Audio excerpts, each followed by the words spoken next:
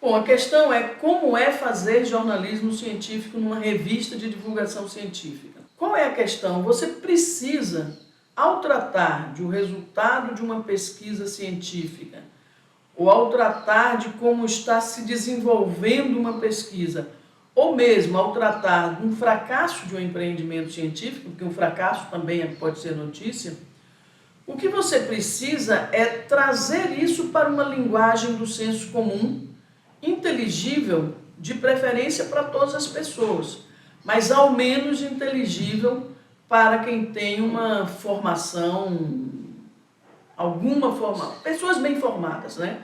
No caso da revista Pesquisa FAPESP, a ideia era fazer as matérias de tal modo, fazer as reportagens, as notícias, de tal modo que o sociólogo pudesse entender o que estava se contando sobre o avanço de determinada questão em química ou em física, e fazer o pesquisador da área de química e física entender o que é que estava buscando um cientista social ao propor determinado estudo e o que é que ele tinha encontrado. Então, essa possibilidade de diálogo e de inteligibilidade entre os vários segmentos dos pesquisadores e das pessoas interessadas em produzir ciência e em saber sobre ciência.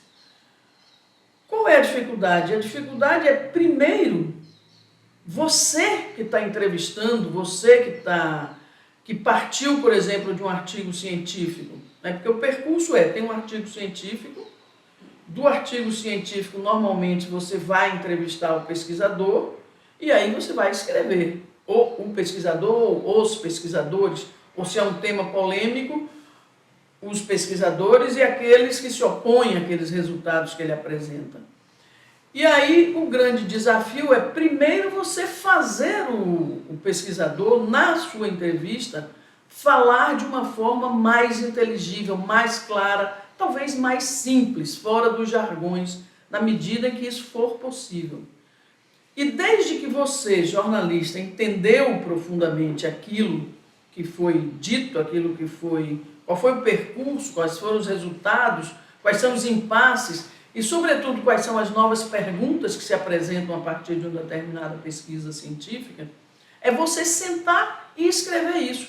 E imaginar que você está escrevendo isso para uma pessoa que não domina aquele assunto no jargão que o pesquisador originalmente estava falando. Então, esse trânsito é extremamente complicado, é extremamente exigente, eu diria.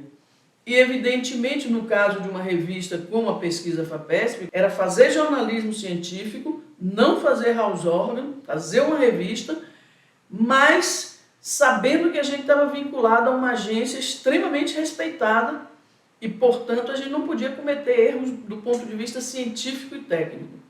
Então, no caso da Pesquisa FAPESP, nós submetíamos depois nossos textos prontos, a gente deixava que o pesquisador principal, coordenador do estudo, etc., lesse, com a recomendação de que ele podia mexer corrigir falhas técnicas e científicas. Ele não poderia mexer no estilo do texto de jornalista, porque era fundamental que isso se mantivesse, sem o que você não teria uma revista jornalística, né?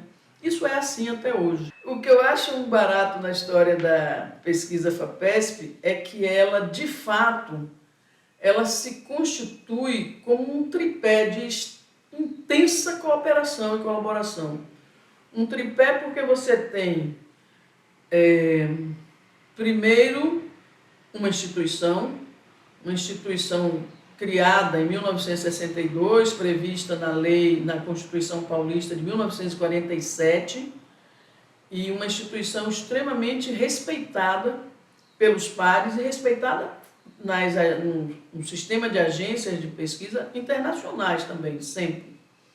Então você tem essa instituição, aí você tem a comunidade científica paulista, bastante aguerrida e bastante forte, bastante consolidada, e você tem uma equipe de jornalistas bem preparada, disposta a fazer um produto de alta qualidade, né?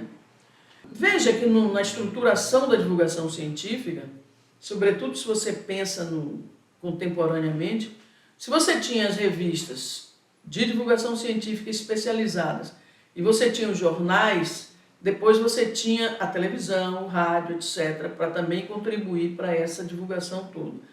É como se você tivesse uma espécie de contínuo, aqui está o lugar da produção de ciência, aqui está um primeiro nível de divulgação, aqui está um segundo nível. Você vai tendo círculos, né? Digamos assim, círculos concêntricos onde vai se ampliando a divulgação de ciência.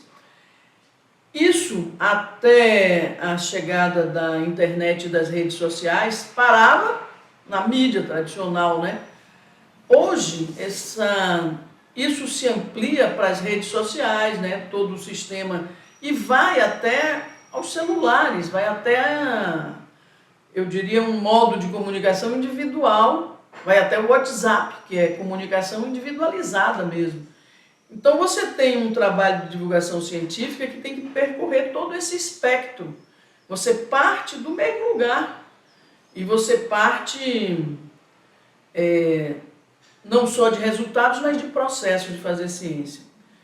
Então tem essa dificuldade. No caso da revista Pesquisa FAPESP, a preocupação era falar de forma inteligível para um público bem formado.